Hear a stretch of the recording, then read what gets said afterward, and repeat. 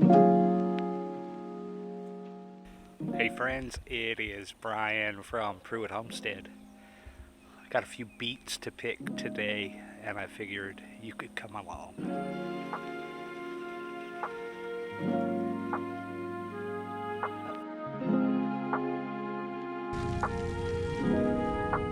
Uh-oh. See that, friends? That is root knot nematodes. That's not good. That's really bad.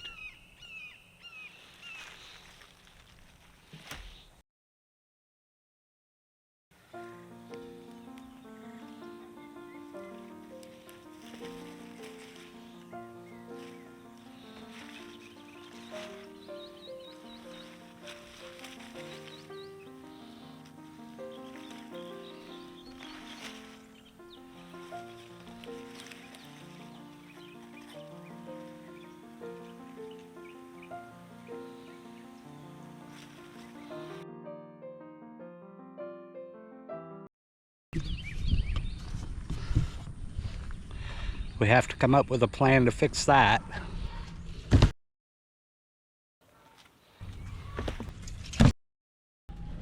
This is a big deal, friends. So what's a homesteader like me supposed to do about root knot nematodes?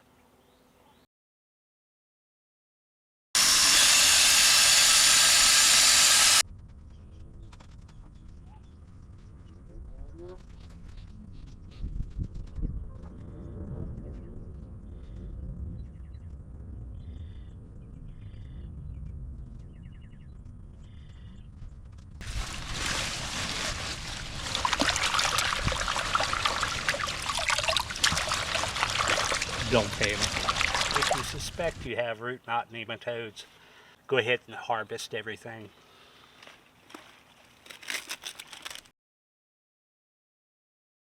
Let's get our roots clean and then we'll work on the greens.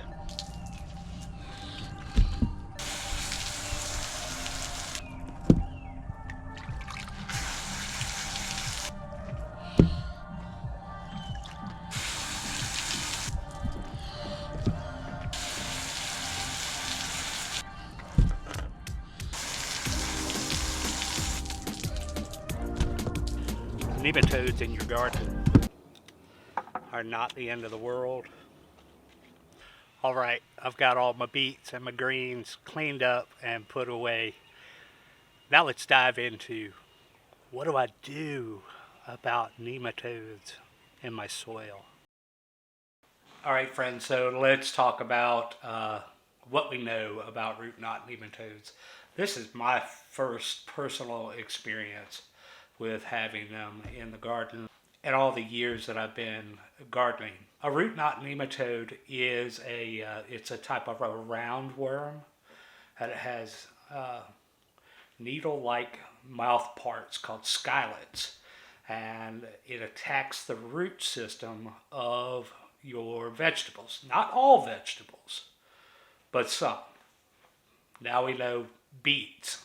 When they do attack the root system of your plants, we find that galls are created. I'm going to show you a picture right now of what the galls are.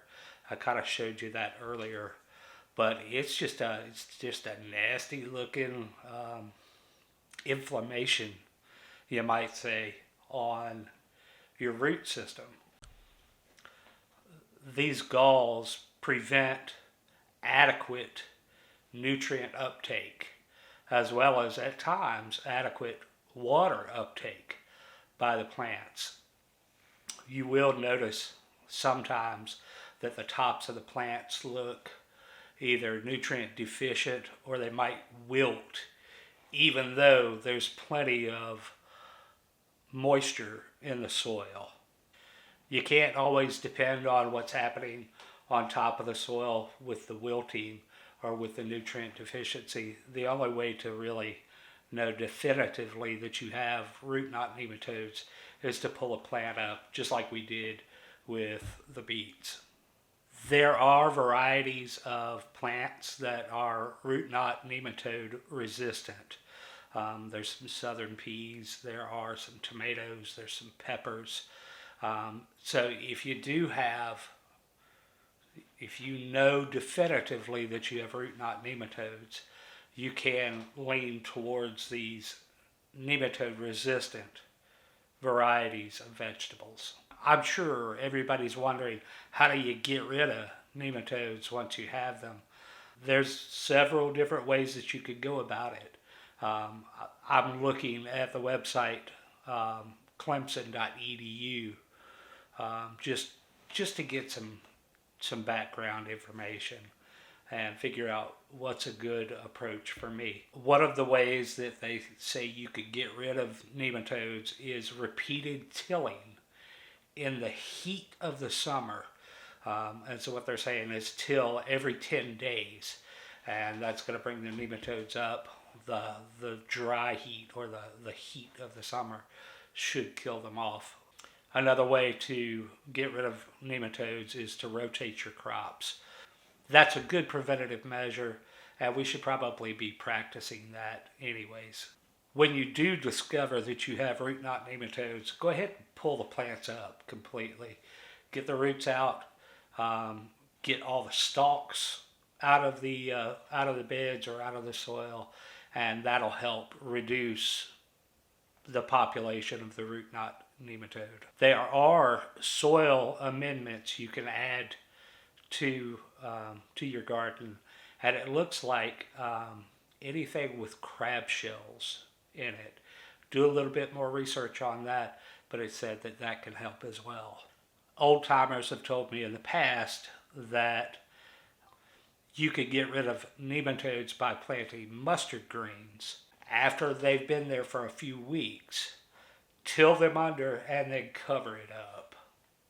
You could also do that with marigolds. The recommendation for marigolds is let them grow for about 2 months, till them into the soil, and then cover it up. Last but not least, solarization of the soil. Covering it with black plastic in the heat of the summer and allow that soil temperature to get really, really high, and that will kill off the root knot nematode. I was speaking with a friend of mine the other day, and he recommended putting beneficial nematodes in the soil, and then we get into this battle between the bad nematode and the good nematode, and the goal is the good nematodes win. Having nematodes in your garden is not the end of the world. It can be a setback for you, and you should not ignore it. I'll say that. Go ahead and get on top of it. Solarization is probably going to be the best bet. So go ahead and get you some silage tarp. Cover your garden, cover your raised beds, whatever it might be, and give it a good 6 weeks under that plastic. That should take care of your nematode problem. As always, friends, I am so grateful that you chose Pruitt Homestead to come hang out with. I hope this is beneficial to you. I hope it's helpful. I'm hoping that my struggles will reduce your struggles. God bless. I love you. Take care.